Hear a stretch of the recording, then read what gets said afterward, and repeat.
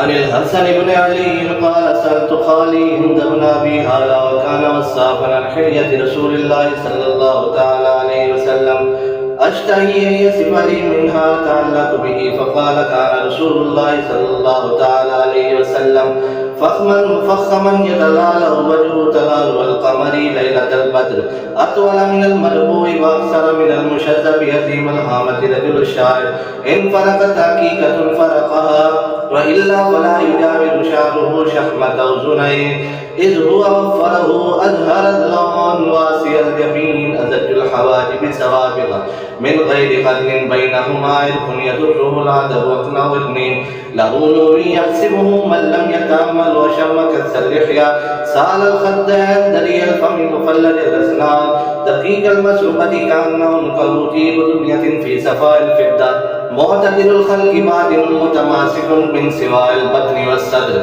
أريد الصدر بعيد ما بين المنكبين ضخم الكراديس أنور المتجرد موصول ما بين اللبة والسرة بشار يدري كالختيار الثديين والبطن مما سوى ذلك أشهر الذراعين والمنكبين وعالي الصدر طويل الزندين رحب الراحة شسن الكفين والقدمين سائل الأطراف أو قال شائل الأطراف خمسان الأخمسين مسيد القدمين ينبوعهما الماء إذا زال ذلك لا يخطو تكيفا ويمشي هونا زري المشية إذا مشى كأنما ينحت من سبب وإذا التفت جميعا خافض الطرف نظره إلى الأرض يكسر من نظره إلى السماء جل نظر ملاحظة يسوق أصحابه يبتغ من لقي السلام.